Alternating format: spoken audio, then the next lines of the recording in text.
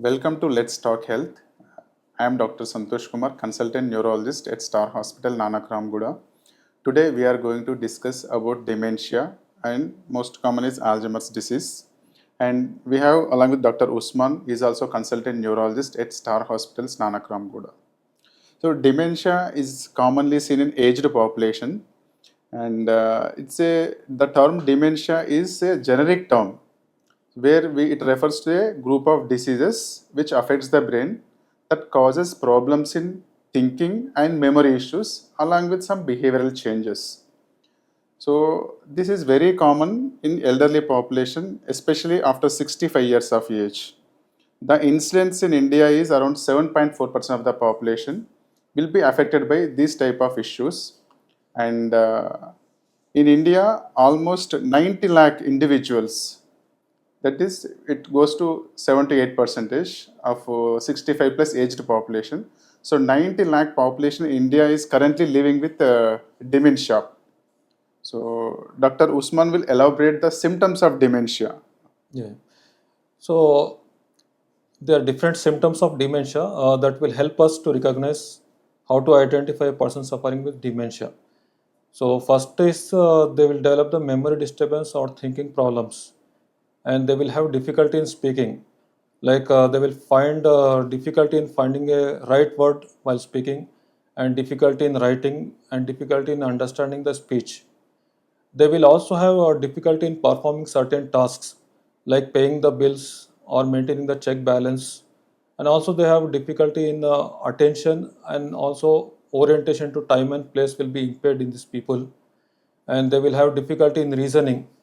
And sometimes these people will get lost in the familiar places. And as the disease advances, in the advanced dementia, people will develop episodes of anger and aggression, and also they will become dependent on the attendants for the daily living activities such as brushing, bathing, dressing, and all these activities they may be dependent on the attendants.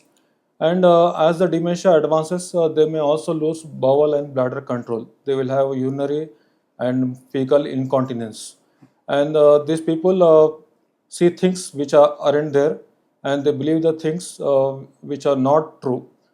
So these are the Hallucinations and delusions. symptoms of advanced dementia. Can you enlighten us on the risk factors of dementia?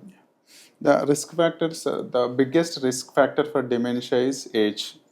So, though it is common in 65 plus years of age, but we do see cases less than 60, under 65 years of age. But once you cross 65 years of age, the dementia risk of developing dementia doubles every 5 to 6 years. And along with that age, there are other risk factors, like if there is a family history of dementia or genetic tendency. So the offsprings are more common to develop the dementia. And there are regular routine risk factors like lack of physical activity and uncontrolled blood pressure, sugar, lack of social interactions, and high cholesterol. These are the other risk factors which contributes to the development of the dementia. So the most common risk factor is one is age, and another is genetic and family tendency and lack of exercise and poor health habits. So what are the types of dementia you see in general practice? So there are many types of dementia. Among this, the commonest one is which we come across in our OPD is Alzheimer's dementia. So this dementia we see in elderly population, and there will be death of brain cells progressively and slowly. And the other type of dementia is the vascular dementia. So this type of dementia occurs because of decreased blood flow to the brain, and this people will have the blood vessels in the brain will get blocked because of the clots, and the brain will get damaged because of the high blood pressure and also advancing age. So this type of dementia we commonly see in people who have stroke or who are at risk of getting a stroke in the future. So other type of dementia is frontotemporal dementia. In these people, they will have early personal and behavioral changes. Dementia follows later, and also they will have difficulty in speaking, finding the right word while speaking, and also difficulty in writing. So another type of dementia is Lewy body dementia. In this dementia, people will have movement disorder, and along with they will have dementia. This type of people usually have sleep disturbance, and also they will have hallucinations.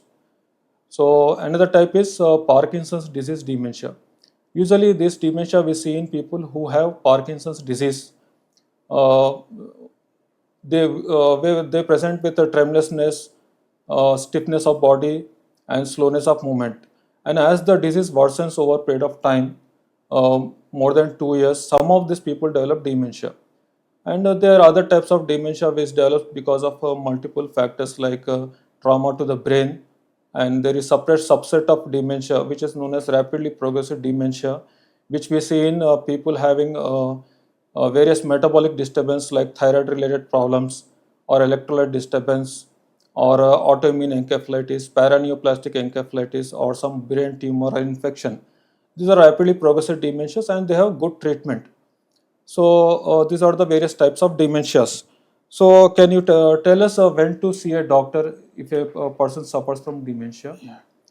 So, if anybody is having or is family member, if they notice any change in their memory levels or their thinking or reasoning, is a time to consult a doctor.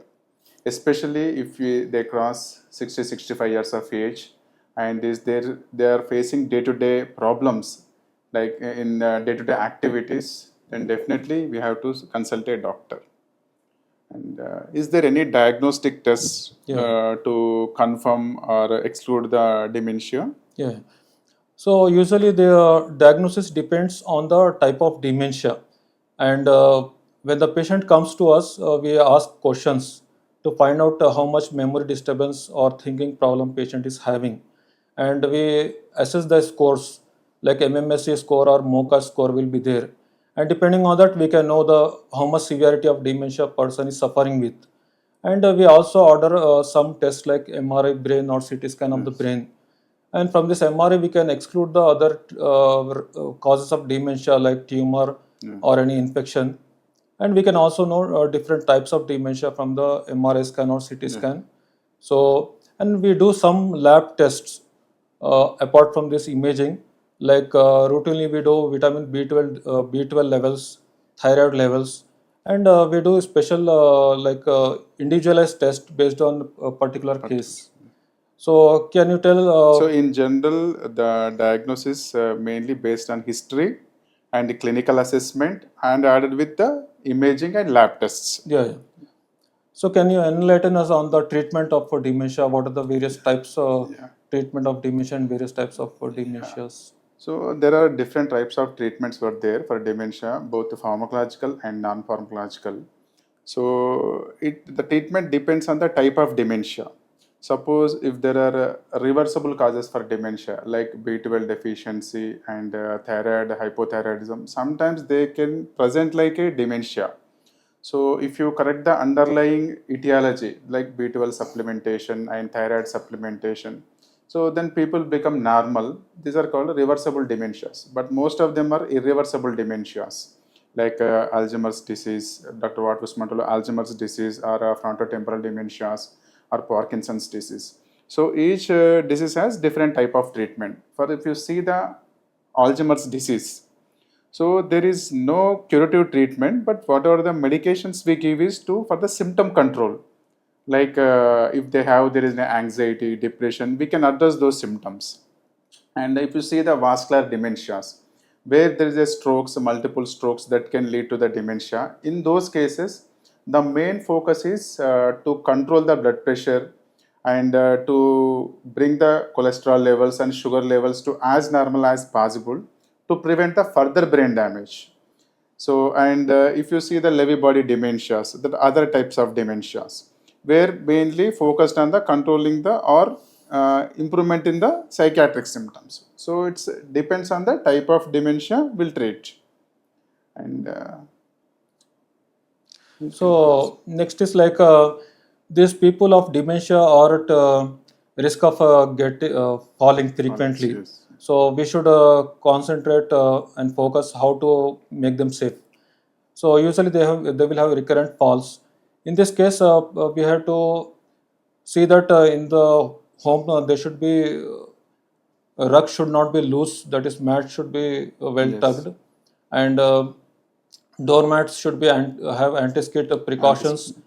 Washroom should have railings to prevent falls, and the pathways, particularly walkways, should be well lit.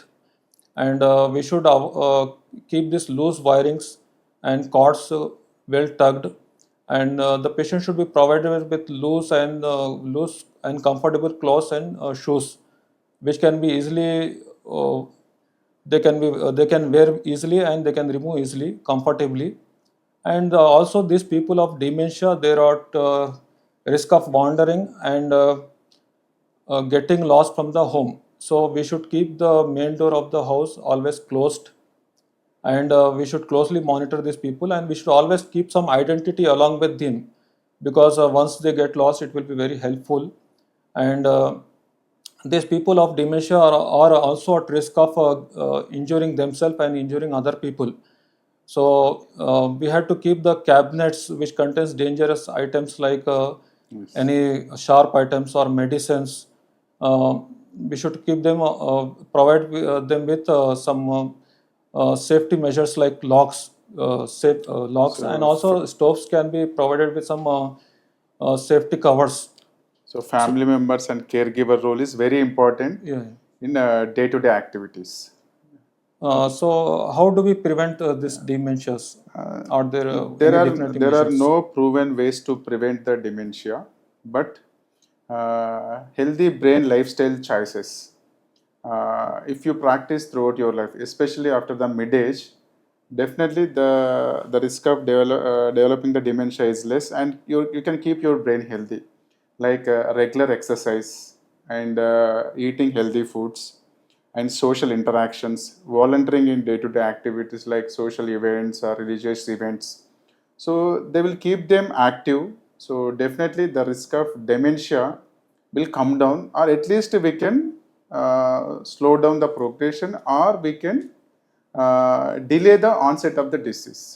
Thank you, Usman, for elaborating different types of dementias and safety measures and different diagnostic tests.